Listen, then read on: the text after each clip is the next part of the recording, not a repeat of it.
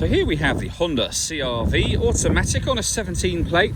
I'm going to start off by showing you around the outside of the car, and then we'll hop in and run through some controls on the inside. But from the outside, you can see it's a 5-door car with alloy wheels and tinted windows.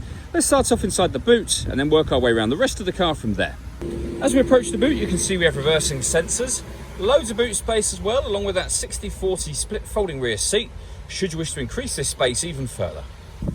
Okay, so we're just going to work our way back round to the front of the car, and then we'll hop in and run through some controls on the inside. But now that we've done a full circle of it, you can see it's in excellent condition the whole way round. Just briefly before we climb in, I think it's well worth seeing the interior from this exterior point of view. There's plenty to run through on the dashboard, so let's hop in and we'll do that right now. Okay, now that we're inside the car, we're going to start with the dials. On the left-hand side, we have the rev counter. We have the speedometer in the middle. And to the right-hand side, the fuel gauge and coolant temperature gauge is also in the middle there. You can see the total mass of this car, which is 11,876. Just to the left of that, it'll show you what gear this car is currently in, as it's an automatic. We're in P for park at the moment. If we back out to the steering wheel, on the left-hand side, we have stereo controls, and on the right hand side, cruise control and speed limiter. Also on the left there, we've got phone controls, and on the right hand side, you can change the information that's displayed in that central section that we were looking at just a moment ago. Over in the center, we have the main screen for the car first of all. You can see that this car's got satellite navigation. There's a full video that shows how this works, which you can find both on our website and also on our YouTube channel.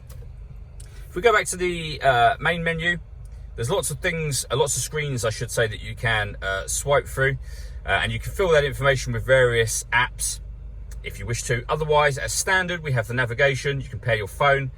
Your audio menu is on here as well, so you'll be able to see in terms of the type of music that you listen to.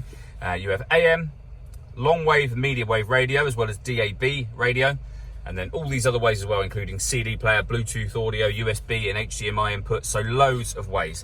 This screen also houses the full color reversing camera that has guidelines showing you what direction the car is headed in relation to the image that's being shown on the screen, so it makes it very easy to park. Working our way down, we have dual zone climate control, so you can adjust the passenger and driver temperatures, the fan speed up and down. You can determine where within the car you'd like the air to be diverted once it enters the vehicle. And when you're happy with all of those settings, this button turns your air conditioning on or off.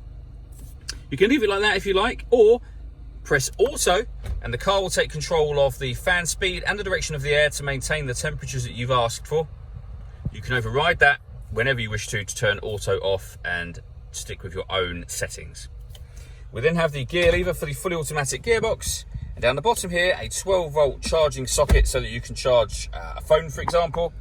And then in the central armrest, that's where you'll find a second 12-volt charging socket and the various different music connection inputs.